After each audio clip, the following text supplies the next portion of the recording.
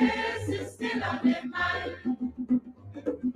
Small days is a good time. My neighbor had some little children. I'm gonna sing and that's really admire them. Yes, they're singing. Ching, ching, ching. In a bar. See for mama.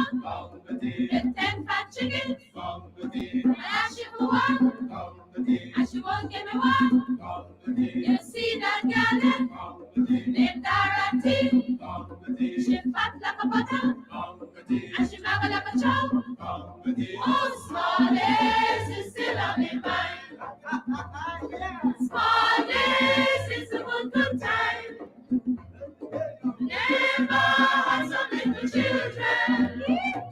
I'm gonna sing it and that's really admire them. What they're singing? On your carpet, you must be like the roses, all you need, bright and shining, you must be, and show me the one, love the best. When I marry, I give you the ring. First the girl, second the boys, Sunday, Monday, afternoon, we will spend our honeymoon. Oh, small days is still on my mind. Small days is a good time. Neighbor has some little children. I'm gonna sing it and that's really admire them. Join the singing. Old man house on fire. The old man ran away. He ran for the police to get the water. The only fire down the escalator. Shoo, shoo, shoo, escalator. Shoo, shoo, shoo. And I wipes the lady face. The lady wipes the lady face. And she fell down, and she fell down, and she fell in the ocean too. Oh, small days is still on my mind. Small days is a good time.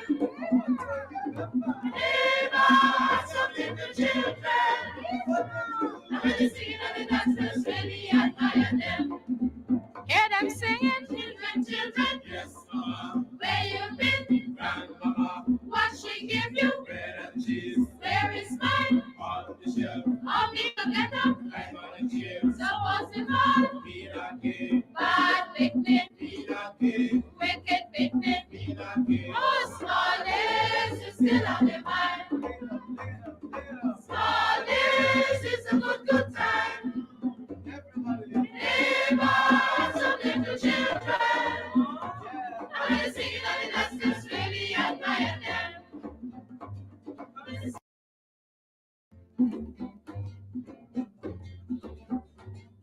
Small days is still on my mind. Small days is a good time. Neighbor has some little children. I'm gonna sing it and that's really admire them. Small days is still on my mind. Small days is a good time. Neighbor has some little children.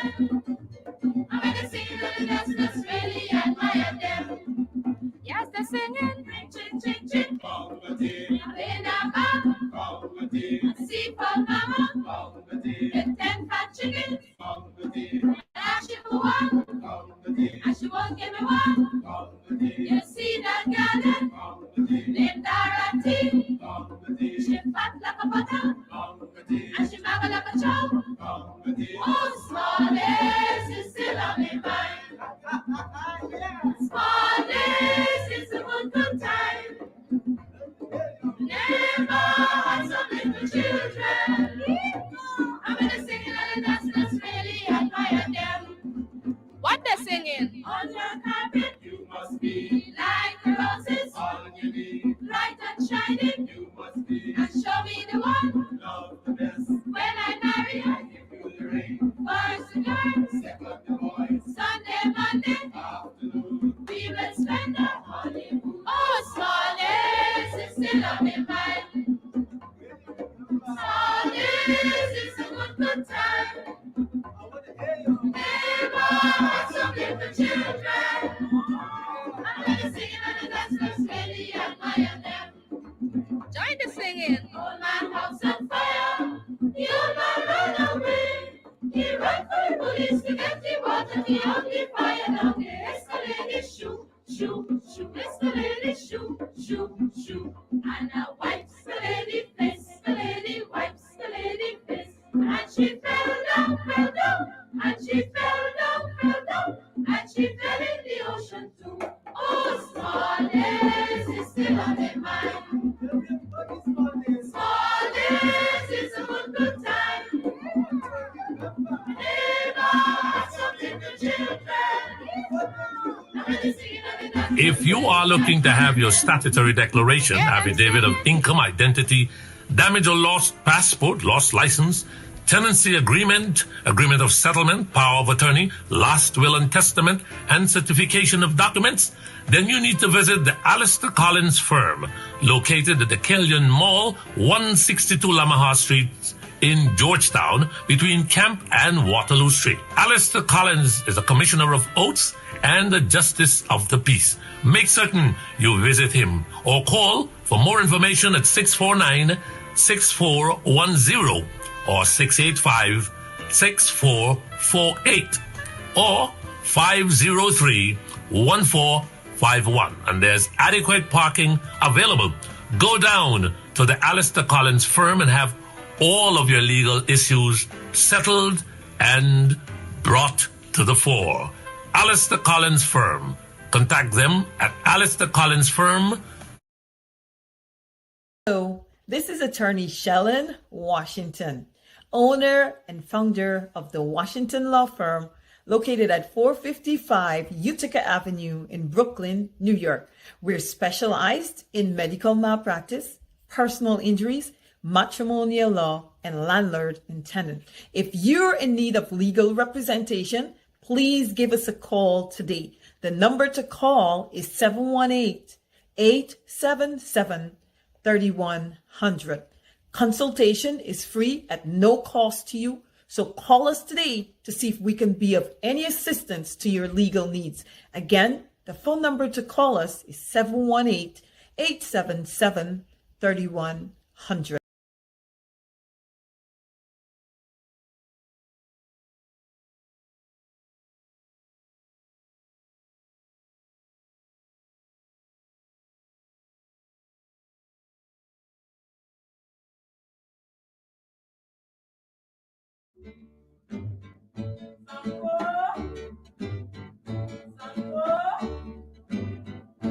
Sanko boy, you better run.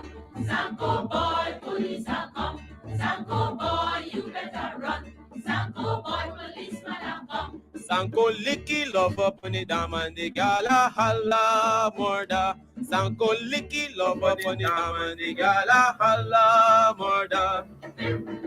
Police are come and the gala holla murder. Police are come and the gala holla murder. Sanko kissy love up on the dam and the gala holla murder. Sanko kissy love up on the dam and the gala holla murder. Police are come and the gala holla murder. Police are come and the gala holla murder. Sanko boy, you better run. Sanko boy, police are come. Sanko boy, you better run. Sanko boy, policeman are come. Sanko chase the love up on the dam and the gala holla murder. Sanko chase the love up on the dam and the gala holla murder. All right, hey, guess what? Good evening. Let's get ready to rock and roll. We have lots of things to bring to your attention. And right off the bat, we start off with the Director of Public Prosecution. The Director of Public Prosecution seemed to be ducking and hiding from serious issues as it pertains to justice in Guyana. And she is obviously cherry picking on these sort of things, who to prosecute and who to persecute. With that, we continue to call for her resignation. We continue to call for her. And when I say we, I do speak on behalf of most of you who are listening, who are watching, and most Guyanese who expect the justice system to do just that, is to give justice, real justice, without any sort of favor or sort of favoritism towards their friends and their cronies. In this particular situation, the Director of Public Prosecution appears to be biased with the Dion Bascom, Detective Bascom situation. We know that her family, they're close friends with and associates with this guy, not the one on the right, but the little boy on the left, Azardine Mohammed. And Azardine Mohammed, his name has been called in the murder of Fagundes, and that is according to Dion Bascom. Dion Bascom is a detective sergeant out in Guyana. He made some serious revelations and allegations against members of the Guyana police force, where we saw the acting commissioner of police came out with a press conference. He said something. It basically amounts to nothing. The only thing that came out of that press conference that was probably enlightening is the fact that he reminded Gordon Mosley that he, the acting commissioner of police, and Gordon Mosley are friends. Outside of that, there was nothing serious about that press conference. And so we continue, or they are continuing at the Guyana police force as though business is as usual. But what they do, they're targeting innocent individuals for the most part. This is not to say that they aren't some hardworking members of the Guyana police force. They are, and we always take that time to salute them.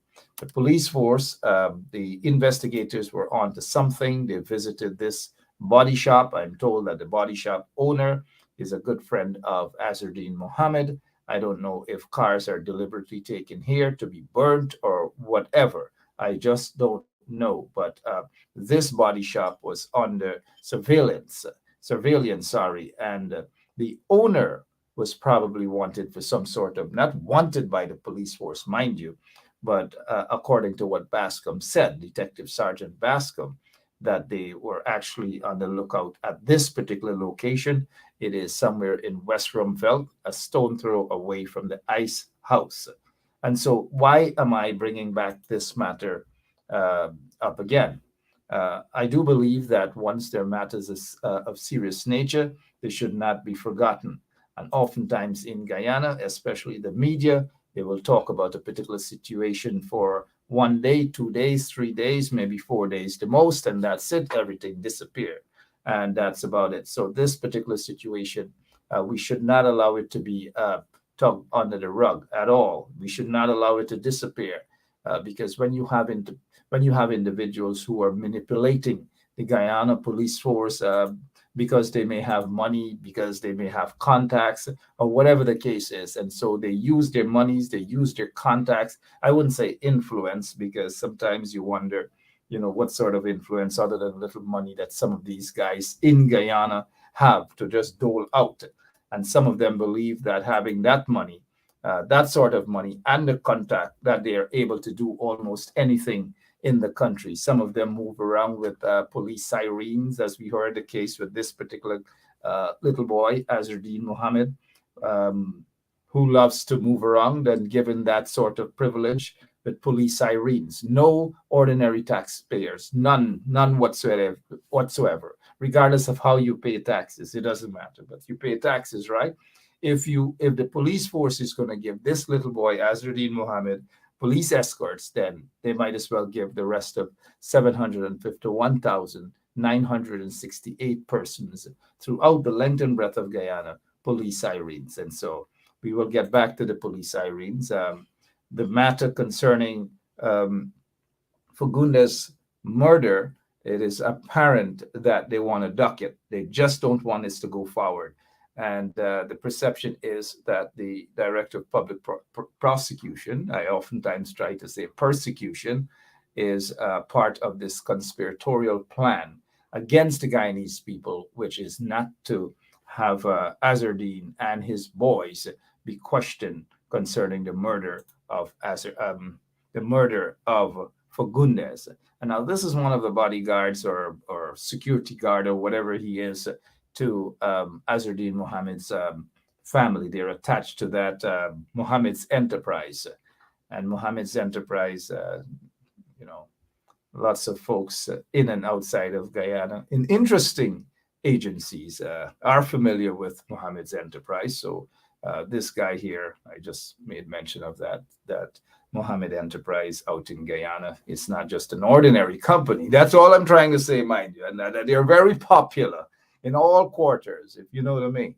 And those of you who know what I mean, you know what I mean. So this here, Mark Richmond is a suspect. He's a suspect, mind you, as much as Azardine Mohammed, according to the detective, Mr. Bascom, is during the course of the investigations was being treated as a suspect also in the murder of Fagundes. And now I repeat, suspects. They are all suspects. And the police have not indicated to the general public whether Azardine Mohammed was pulled in for questioning concerning the murder of Fagundes. We're not told whether, we haven't been told whether this guy, Mark Richmond, was actually brought in for questioning. We haven't heard that, and that is why we keep plugging away at this particular incident here, not for any personal reasons, but, oftentimes Guyanese seem to have that sort of impression, but because justice must be served. And we cannot have individuals being slaughtered in that country, murdered, and then there is no justice. And now it doesn't, for me, if the state is allegedly involved in a cover-up, and in this particular situation, the Guyana police force is alleged to be part of a big cover-up. And this guy's name, Caesar, he superintendent, senior soup, as they call it in Guyana, not soup as in soup bowl, but senior soup. Caesar, a name has been calling. Mr. Bascom, Detective Bascom, has been calling his name, and nothing at all. And every single thing they want to push under the rug.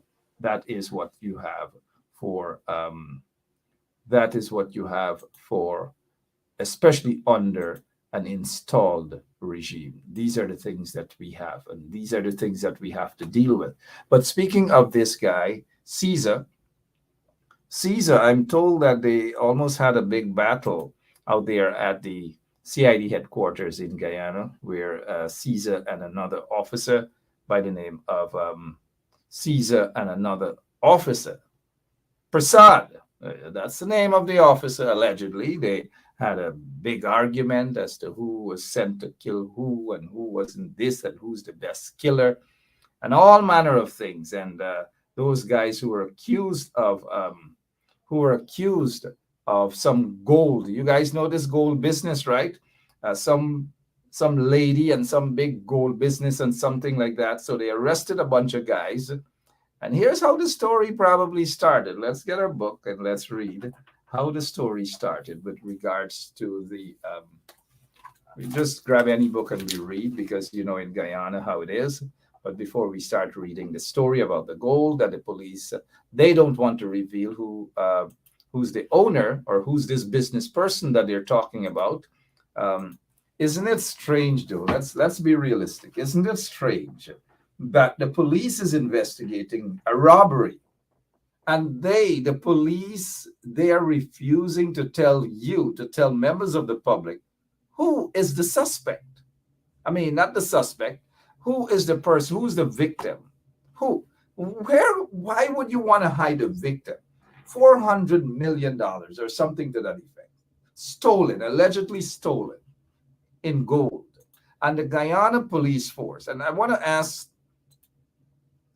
Senior Soup, not Soup Bowl, mind you, Senior Soup, S-U-P, Soup, short for Superintendent of Police. I want to ask Caesar this question here, and you guys can tell me whether it's wrong. He's the head of major crimes in Guyana, right? At CID headquarters.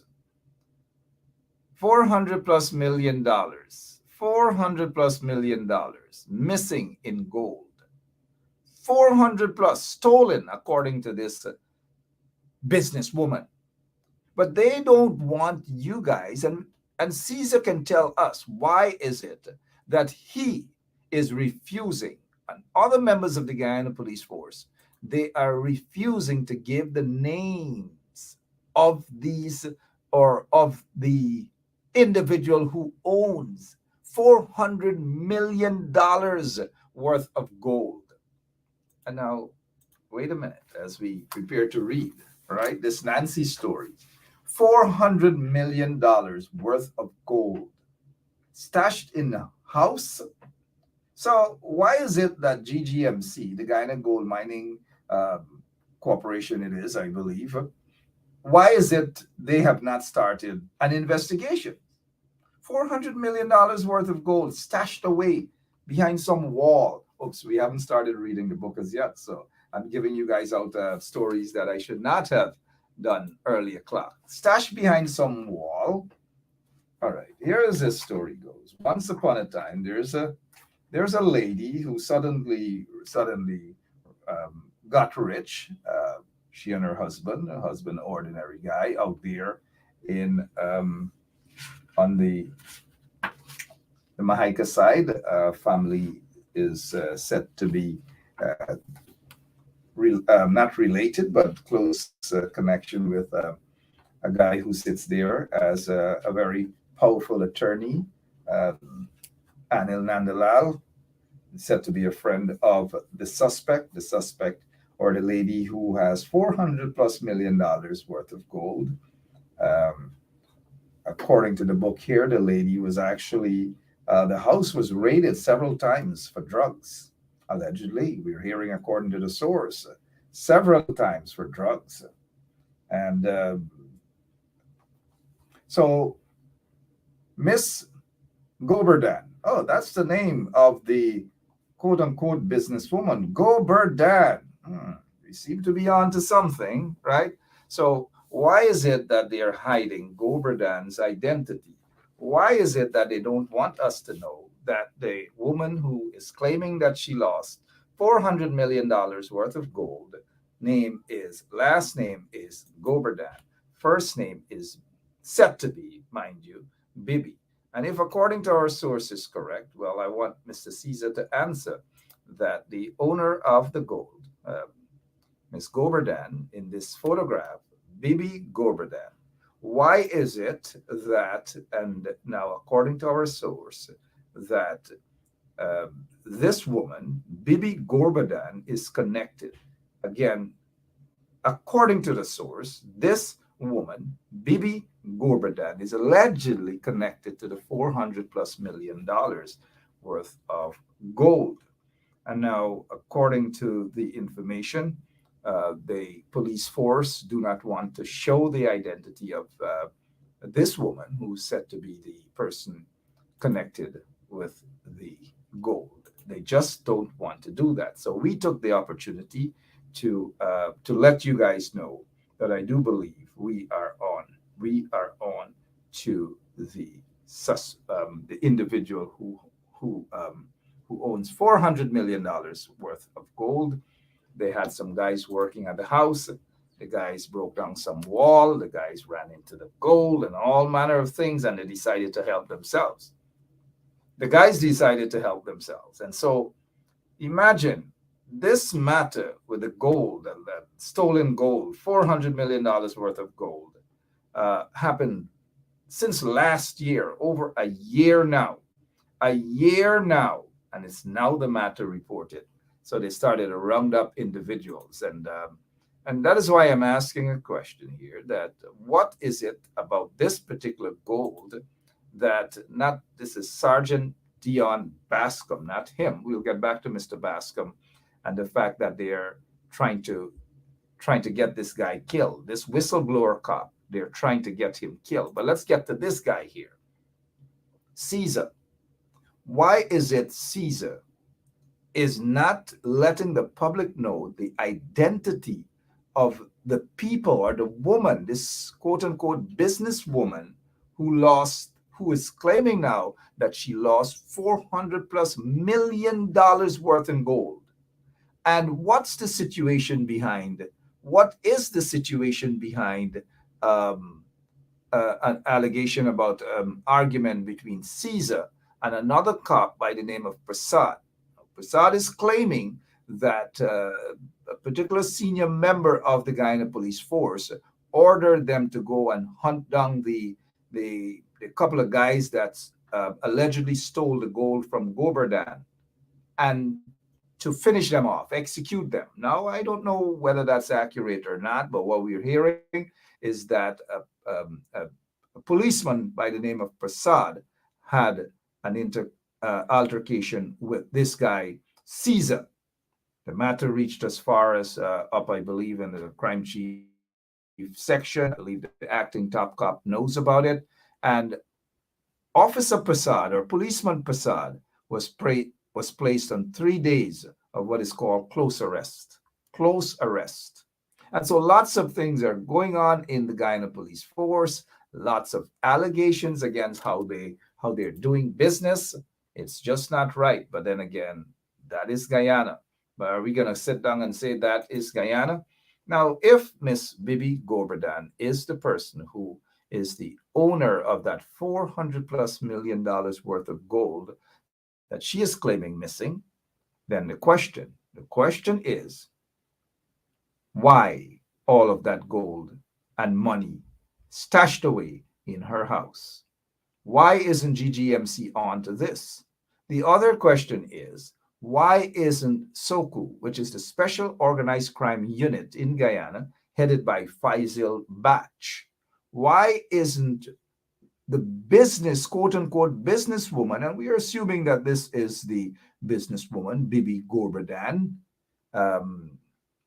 Bibi Gorberdan, said to be a friend of Anil Nandalal, why is it that instead of going after the guys who have alleged to have done whatever it is, why is it that they're hunting the guys down and they're not trying to find out the source of this gold? Because as you know, that in Guyana, a lot of folks have been smuggling gold out of the country.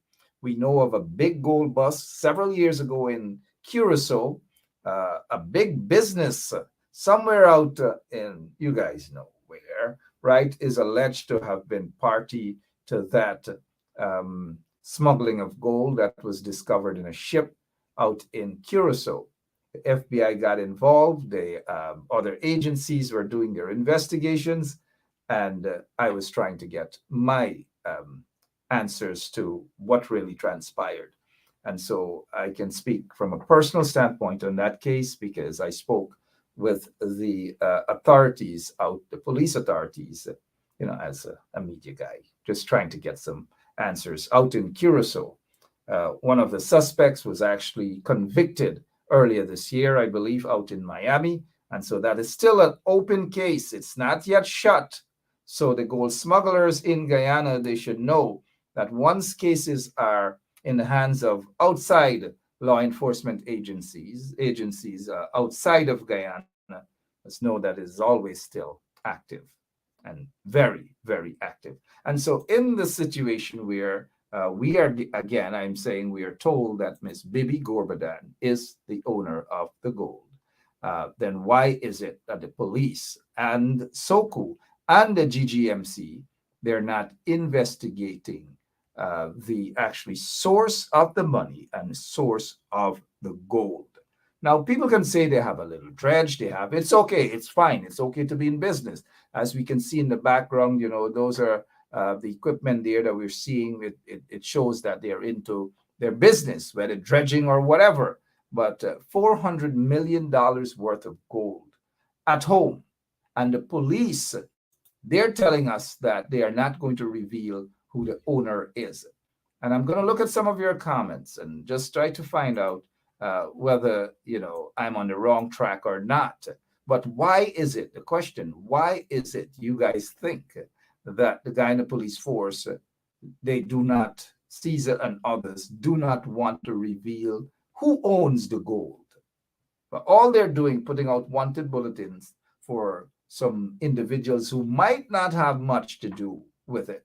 But even if they're doing construction work and behind a wall they found some gold, well then, the guys did what they thought was right, because who in their right mind would have a separate wall to stash all of that gold, all of that money and whatever, instead of reporting it? Because the law says once you dig gold out of wherever you dig gold from, because of course she is a gold digger, right? If that is her, she is a gold digger. They dig gold from out of the ground. And once you dig gold, once you're a gold digger, you have to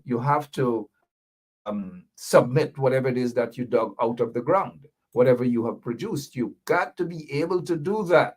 If you don't make that declaration, then it is a crime.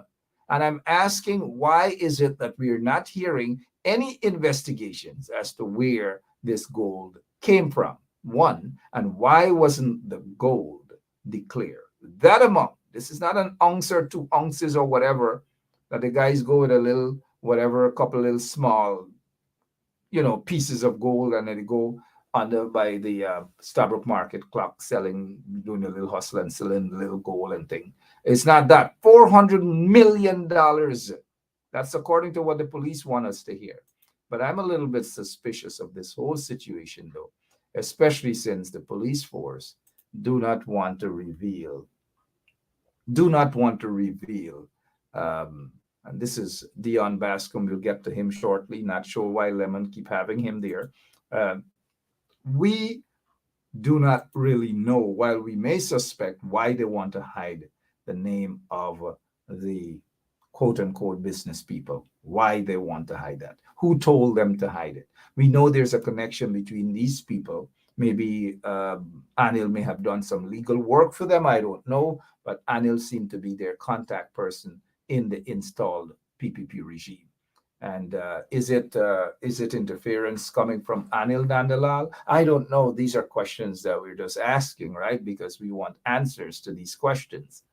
And I hope we have dealt with this matter here for tonight, as we reveal, based on our source, this person is alleged to be not the suspect, but the person with the $400 million plus worth of gold, according to individuals who are familiar with the family, that police have had cause to raid their house, looking for, certainly not looking for the Bible or the Bhagavad Gita or the Quran, certainly not, but they're looking for stuff that we were told, lots of stuff found in curry powder. So that is why some of the raids at the house, they were looking for substance in that curry powder. Lots of things we're hearing, but the police force, they are not looking good at all. Once again, they are just not looking good.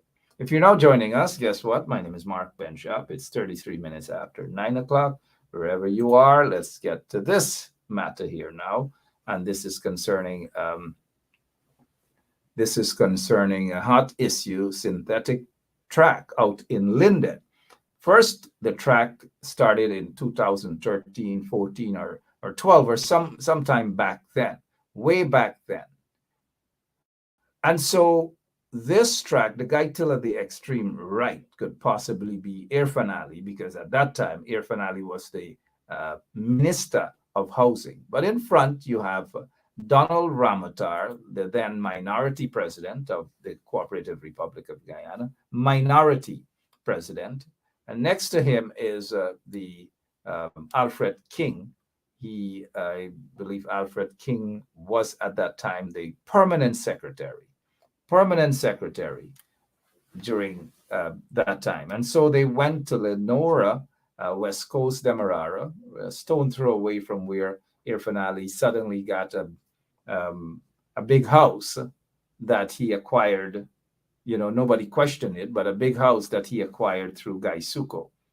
And so they spent hundreds of millions of dollars for this here, hundreds of millions of dollars, and then they did nothing with it. They just wasted the money. They wanted these athletes to travel all the way from Kokwani, all the way from Aituni, all the way from Lethem, all the way from Berbice and Georgetown, to go all across the river to Lenora, where Lenora is not known for producing athletes at all. And I'm absolutely serious. And what was the wisdom in putting such a track, a synthetic track, in an area where the bulk of athletes are not from, or if they have one or two, if at all, and then you put a track in right in the heart of a community that has never produced an athlete. And then you left Linden out. You left other places. Most of the athletes that we see, whether basketball players, they're from Ituni, Kokwani, Linden, and all those places. So the best place to have put a track and field would have been Linden in the first place. But because of the then regimes, the PPP regime, racism and corruption, they didn't opt for that. They wanted to do it right there in Region 3 because they had their reasons, and their reasons are obvious. But when the coalition got into office, they decided that, look, they're going to remove the track from this place because it's not effective, and they're going to put it in Linden. And that was a good thing. They started it. They had lots of stuff to do because after 23 years of corruption, 23 years of racism and all manner of questionable acts under the PPP regime, Jack Deere, Donald Ramotar, and so forth. Corruption galore for 23 years. These vagabonds have destroyed Guyana. So look, I've had issues with the coalition government, but it wasn't easy for a new government to get into office after one party destroyed that country for 23 years. They had a lot of mapping up to do, lots of cleaning up to do. And, well, of course, some of them in the coalition were square pegs in round holes, so they just didn't know how to clean up properly. Maybe they clean up, but in other areas they decided to clean up for themselves. But this doesn't say that they weren't individuals who understood how to clean up the mess, and some of them tried their utmost in doing that. And so after they realized that this track should be removed from Leonora and taken to Linden, there was a struggle because the PPP regime objected to it, as they have objected to everything. But as soon as they got into office, they decided that they are going to, support this track for political reasons, not because they are in support of it, but because the track was already taken to Linden, and they just don't want it to look bad to remove it. But they've ignored it for almost 3 years since they've been installed into office. And suddenly now they've resurrected. They say they want to do something for the track now again, because politics and politics. And so this young guy, what's his name again? Jermaine Figueroa, who is a member of parliament there in Region 10. They have two. Another one, we can't even remember his name because he's always sleeping, politically speaking, and he's always into tourism, and he doesn't do anything at all, in my opinion. He's the AFC member of parliament, not this guy in the photo. This guy in the photo is actually shorter than Irfan Ali. The photo makes him appear as though he's taller, but he might be standing on three steps up or something like that. And so Irfan Ali, they were in Linden not so long ago, and out of the blue seemed to be the norm for Jermaine Figueroa, always making himself available. And so he put on his nice clothes, his nice shirt, and his watch, and his dark shades, and he ensured that he positioned himself to run up and shake the installed individual's hands, shake his hand and have a nice gaff with him. And the more Jermaine Figueroa continues with this sort of selfish politicking, it's not going to do them well at all. And now this is not to say that politicians aren't human beings and that they shouldn't be living like human beings. Bornam and Chetty were political on the political opposite side of the fence, but they got along, they shook hands and everything. And but at the end of the day, one has to be careful. There's timing in everything.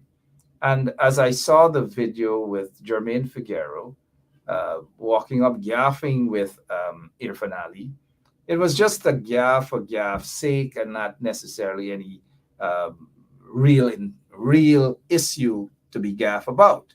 Because here it is, Irfan Ali telling him that they, meaning the coalition, screwed up and didn't take care of this track. And that y'all had 5 years to do it and y'all couldn't do it. And I don't know up to now what Figueroa was saying to him, because I'm still to understand what was the point. But what Figueroa should have, and if Figueroa is watching, the next time he's going to rush and all excited and dress up and do up here and put on the dark shades, rush to go meet Irfan Ali, his friend. He should call me first for a couple of pointers to ask how he should handle the matter. And in this situation, he may think that he handled it well. He may think that he confronted Irfan. That's just what he thinks. He just didn't handle it well.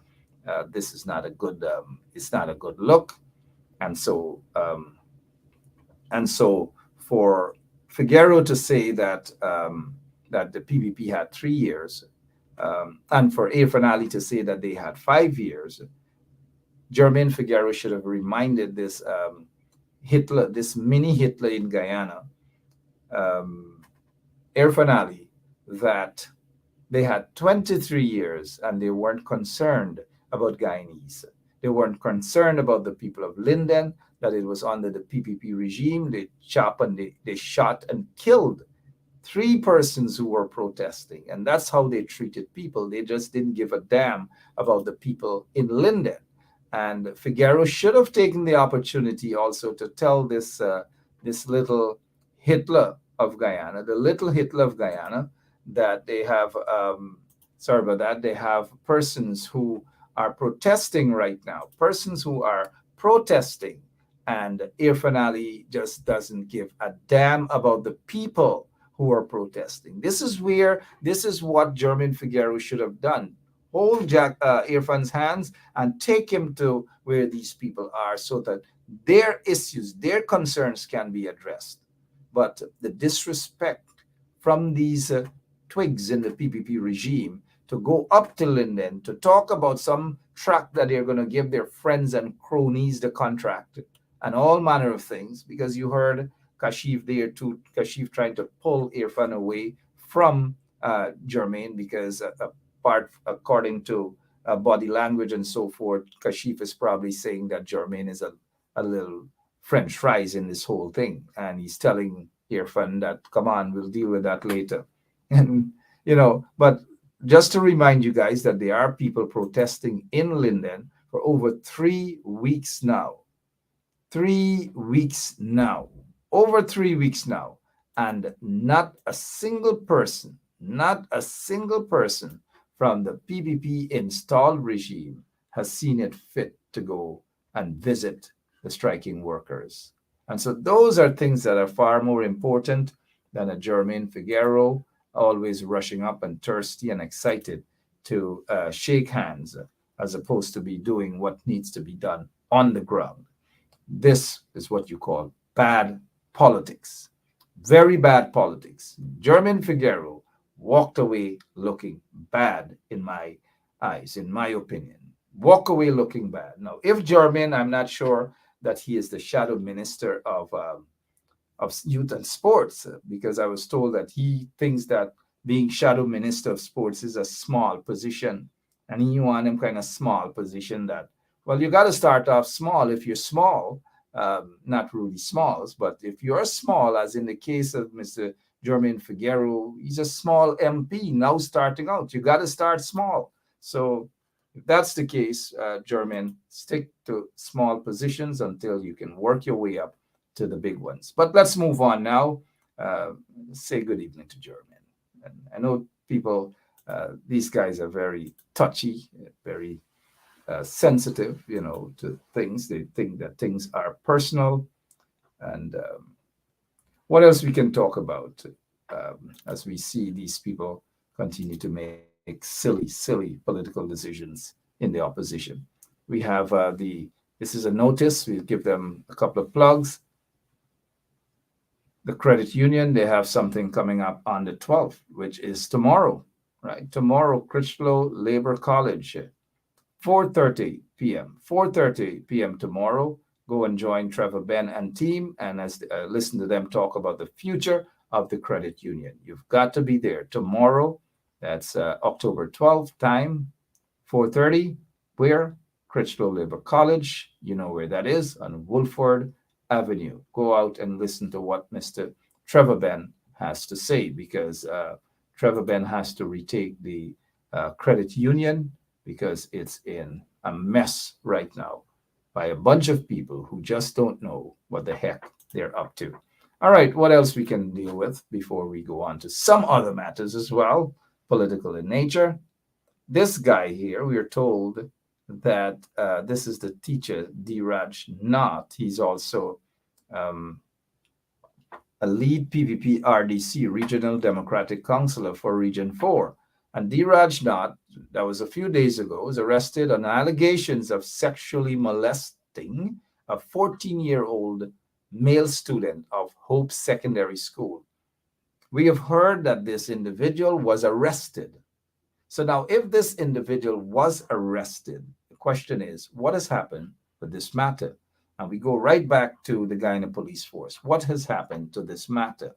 And why is it, if the file is still sitting, why is the file, if it indeed was sent to the DPP's office, why is that file still sitting there? Is it that the Director of Public Prosecution is out on a mission again to protect someone because of that someone's connection to the PPP regime? Now, if that's the case, then it has got to stop. And we've got to find ways and means to stop these sort of things. If the allegations are true, all of the statements were submitted to the police. That file, I'm told, was sent to the DPP's office over a week ago. But yet the DPP's office, assuming that the file is still there, cannot charge the matter, cannot say anything. All right, so what else is happening? What you guys want to talk about? What exactly you guys want to talk about? Somebody's saying they want to hear about the Dion Bascom matter. All right, so what exactly about the Dion Bascom matter, other than everybody wants to shove this under the rug? They don't want to discuss it any longer. The media houses basically have nothing to say any longer. But at the end of the day, Dion Bascom is still alive. Dion Bascom is still fighting his case. On Tuesday, I think if I remember the date correctly, because the DPP wrote to the acting chancellor, asking the acting chancellor to have the magistrate recuse herself from the Dion Bascom's case. This is the DPP asking the acting chancellor of the judiciary, Justice Janet Cummings Edwards, to have the magistrate sitting to hear the cybercrime charges against Mr. Bascom, that magistrate recuses herself from the matter. That is what the DPP wants. There's no reasonable grounds. There's nothing at all. Absolutely nothing. All because she decided. All because she decided to reprimand the special prosecutor in the case, who is still refusing to take the video evidence of the conference, the press conference that the police held. That is what the magistrate did. The magistrate said, don't waste the court's time. Just produce the evidence, produce the videotape of the press conference, produce the videotape of the press conference. That is all. And the special prosecutor, Mr. Mandel Moore, decided that he's not going to do that. So what then do you want the magistrate to do? The magistrate did the right thing, but this woman didn't see it that way. So this woman, the director of public prosecution, wrote to this lady, acting chancellor of the judiciary, Justice Janet Edwards, requesting that Justice Janet Edwards remove the magistrate Daly from this Bascom's case. So Mr. Bascom, Detective Bascom, returns to court on Tuesday next week.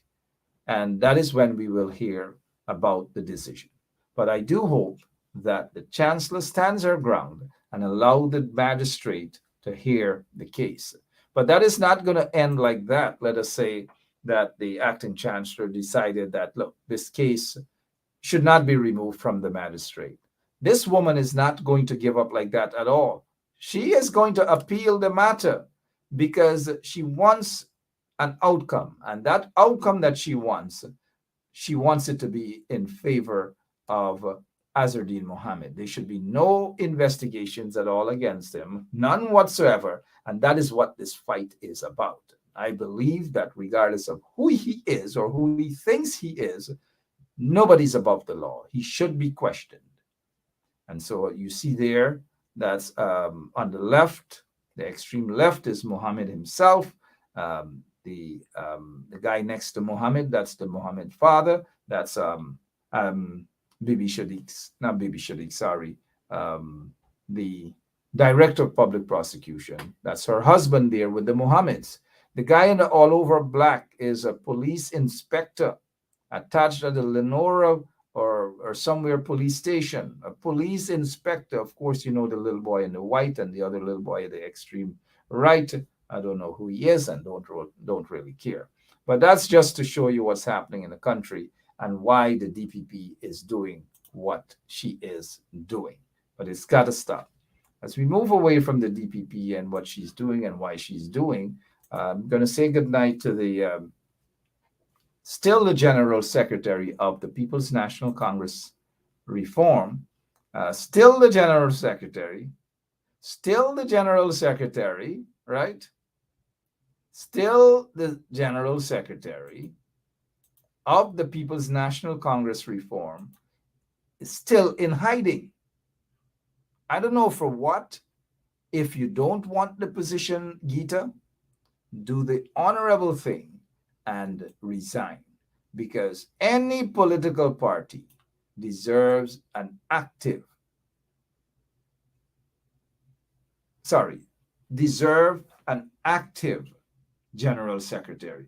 You cannot be a general secretary and away for months for two things, because what will happen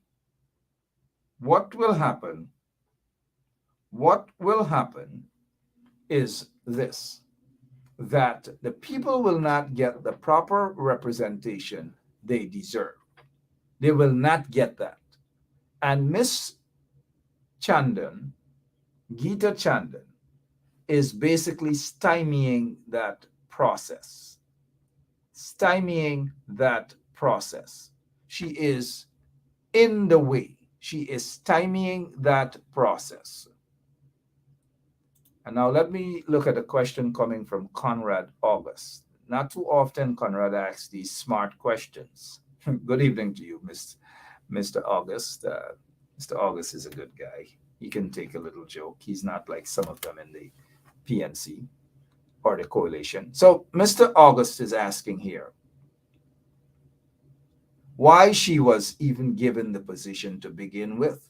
Now that's a good question. That's a very good question. And guess who I'd like to answer that question? I want Mr. Aubrey Norton to answer that question.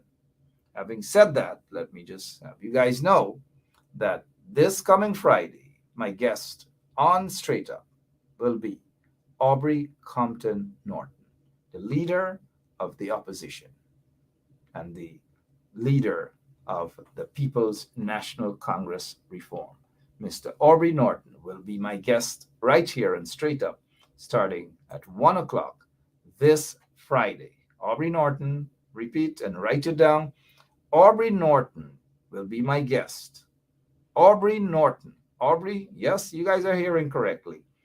Aubrey Compton Norton will be my guest right here on 107.1 FM. Now let's see what Carl Miller is saying here. Mark, invite Geeta on your show and get the truth. Now, you know, what is it that we're looking for? What is the truth? What is the truth that we're looking for? Tell me, what is it going through? What is it that we're going to hear is the truth? That she's been away for a couple months now. You cannot be a general secretary and run away like that. And you know, if you're going back and whatever. It's just not politics. And I think the honorable thing that Geeta should do is resign her position. That's all. There's nothing personal against Geeta. I have said this on several occasions, that Geeta is a friend of mine. I know her husband since we were little boys. We pitched marbles together. And so this is nothing personal. but it's political, and you can't hijack a political party just like that. Just like that. You know, we get a Agata Hope. Got to be somebody related to someone of the someone here what this Agata Hope is. And if we have people thinking like Agata Hope, well, then there is no hope for Guyana. Hear what this Agata Hope is saying. And you guys already know what Agata Hope is going to get tonight on this show. Let me see if you guys are, I know y'all are intelligent. Let me see if you guys know exactly what Agata will get from this show tonight. Hear what Agata is saying. And I probably would want to say it in Agata's voice, but I probably wouldn't. Mark, you criticize every one of the MP. You feel you know everything. Now, where and when have I criticized every one of the MP? On many occasions, I have said there are MPs who are doing a great job. There are MPs who are going out there, MPs who are working, and then there are those, a lot of them, do sit in an air-conditioned office and do nothing. They're lazy. But where is it that I have said?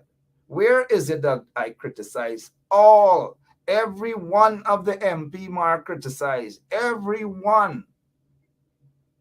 Now for that, she's got to get, if it's a he or a she, or you never know, she's got to get the award from 107.1 FM. Agata, this is for you, and we hope after tonight you can listen carefully, and then you'll be able to make a better sort of comment based on the truth. But for now, you deserve this. This is yours, Amanda. Hold it tight. Hold on to it tightly. It is yours.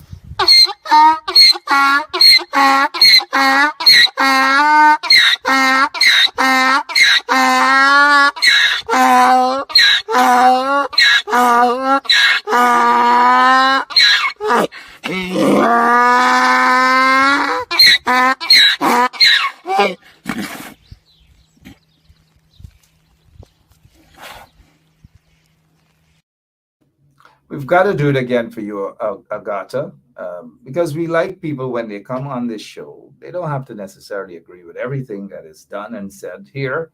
That's not our objective, but don't go misquoting or, accusing people that every one of the MB, everyone, you deserve this again.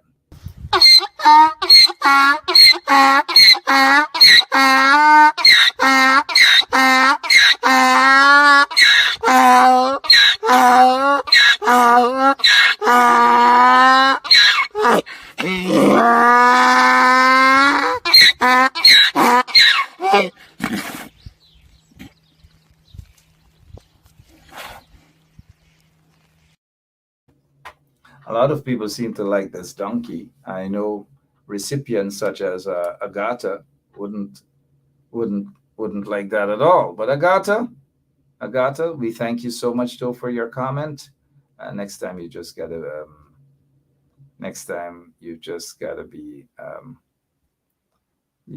be careful. We see some of the trench crappos are coming out. The trench crappos are coming out because the truth hurts them. They don't like to hear the truth. They run as far as possible from the truth. Typical of the trench crappos, them. Typical of them.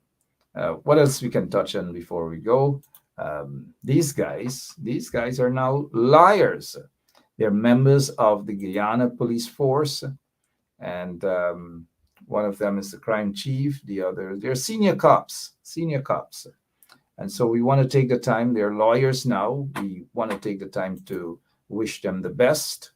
And now that they're lawyers, they would understand how to present evidence in court, if you know what I mean. They will learn, or they have been able to do so throughout their law courses that they have taken. Their years in law school, that you've got to present proper evidence if you want to succeed. And so we're hoping now that the crime chief is a lawyer, that he will advise his colleague, who is a lawyer, Mandel Moore, that they should present this evidence in court. They need to present this piece of evidence that they recorded the press conference on that day in question, and take this evidence into the courtroom next Tuesday. So again, we wish those lawyers, new lawyers, Blanham and others, a successful career, doing the right thing, doing the right thing. Now, I'm wondering what has happened to this case with this lady accused of transporting cocaine. We haven't heard back these matters at all. I don't know. I hope she is freed because something was definitely wrong about that particular case. Something was definitely wrong. Now, quickly, we don't want this because we see some distractions coming out of this person who, is excited just to hear belated birthday greetings to her. I don't know. What do you guys think? Wish her a happy birthday. It's belated. She said she celebrated her birthday on Sunday. I don't know who this person is, but this person is just madly in love with the show. Belated birthday greetings to you, Nikki, and God's richest blessings. Hoping that you're a real person and you're not out there from Freedom House or somewhere. Otherwise, I'll just have nothing to say and take back my wishes from you. All right, so let's continue. What else you guys want us to discuss before I go this evening? Apartheid Guyana, it is rampant, racism rampant, and all manner of things. Tomorrow evening, I will have a couple of guests on here to talk about credit union matters, to talk about the situation, and some others to talk about situations in Guyana. And hopefully I'll have Detective Sergeant Bascom either tomorrow or Thursday, right here on 107.1 FM. But keep in mind, on Friday, I will have the opposition leader and the leader of the People's National Congress Reform, Mr. Aubrey Compton Norton. He will be my guest on Friday. But we are hoping that on Thursday, we will have the Detective Bascom with us here on 107.1 FM. Somebody's asking about this case. Now, according to news source, the Caribbean Court of Justice will hand down its judgment next Wednesday on whether the decision of Justice Roxanne George, that is Acting Chief Justice Roxanne George, to dismiss elections petition 99 of 2020 for late service on one of the respondents was constitutional. So that is what the CCJ will be ruling on, and we will carry that live right here on 107.1 FM next Wednesday. Well, next Wednesday, tomorrow is Wednesday, and so maybe it's next Wednesday, right? Meaning next week, Wednesday. So we'll get to hear that decision. I don't know if some of you are CFAR people that you already know the decision, but I can tell you guys what the decision is.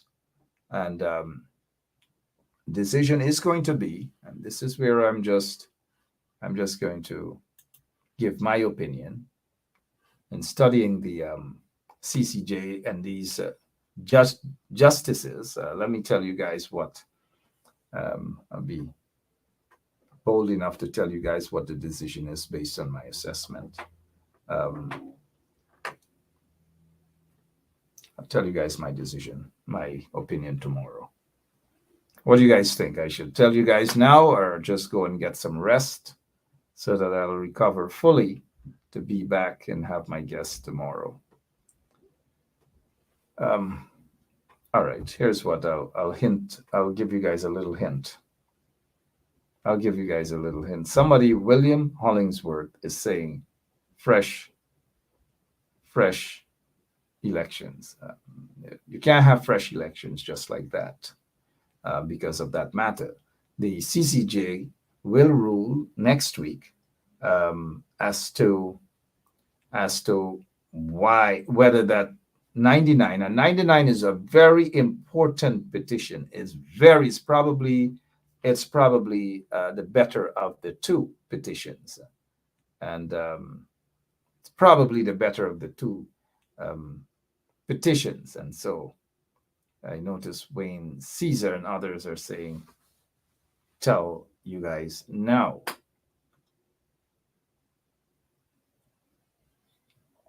Well, we're looking at what is it? To me and to many of you, you might think that it's a minor issue that has not been dealt with before. And there are lots of cases, there are lots of precedents set that because of a minor sort of glitch, because of a wrong date or service or something like that, there's always an adjustment to that. It's not a biggie. It's not a big deal at all. And I'll be surprised if the CCJ, I will be surprised if the CCJ rules against that based on law. They should allow this case to go through. It's one of the most important of the two. Well, it's more important of the two elections petitions, right?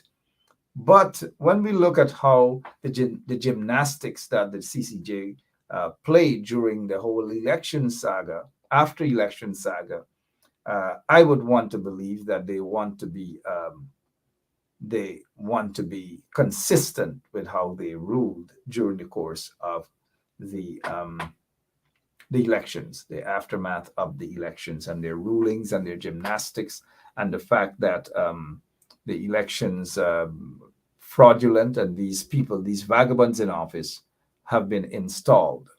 I don't think that the CCJ would want to rule and become inconsistent in their antics and their rulings, their questionable rulings during the course of the election's aftermath. And so they wouldn't want to open a can of worm, and they may very well agree. They may very well agree with acting Chief Justice. So next Wednesday, walk in there expecting just that. Now, I hope that I'm wrong, mind you. I hope that I'm wrong and that they rule to allow the matter to be heard. But they would want to be consistent. So I'm not holding my breath. If it happens, remember you heard it here first, that the CCJ has ruled in favor of the acting Chief Justice as it pertains to, if I'm wrong, then I'll be on with you guys for 2 hours with Aubrey Norton on, well, Aubrey will be on before, but probably invite another interesting guest to have them on for 2 hours to make up with you guys. But for now, my name is Mark Benshop. I'll be back tomorrow, same place, same time. God bless you, and I hope Agatha Hope got her award, and she is happy. And next time she will think before she speaks. But for now, my name is Mark Benshop. God bless you all, and God bless our beautiful, beautiful country. So long.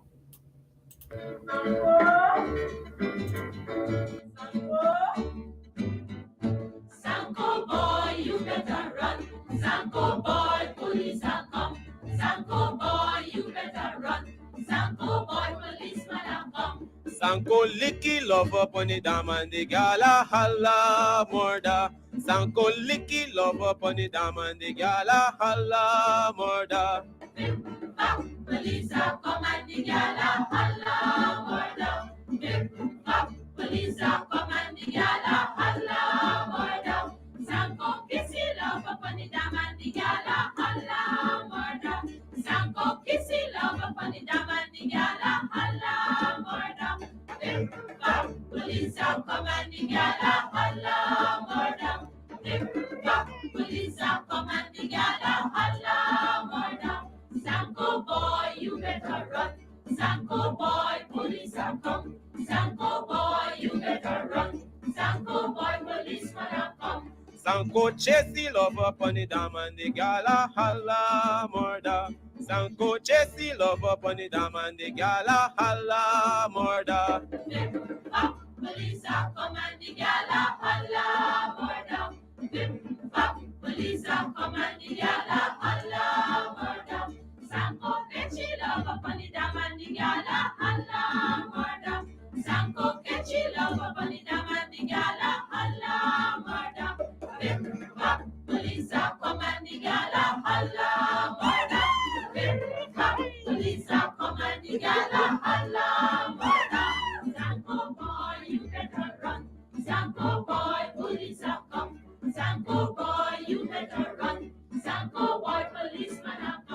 Sanko squeeze the love up on the dam and the gal a holla murder.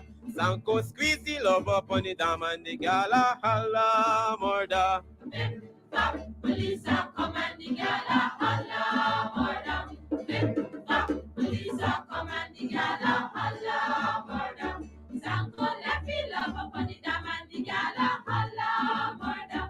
Sanko left the love up on the dam and the gal a holla murder. Bip, bop, police are come and the gal a holla murder. Bip, bop, police are come and the gal a holla murder. Sanko boy, You better run. Sanko boy, police are come. Sanko boy, you better run. Sanko boy, police will come. Sanko, You better run. Sanko, Police are come. So, this is attorney Shellen Washington, owner and founder of the Washington Law Firm, located at 455 Utica Avenue in Brooklyn, New York. We're specialized in medical malpractice, personal injuries, matrimonial law, and landlord and tenant. If you're in need of legal representation, please give us a call today. The number to call is 718-877-3100. Consultation is free at no cost to you. So call us today to see if we can be of any assistance to your legal needs. Again, the phone number to call us is 718-877-3100.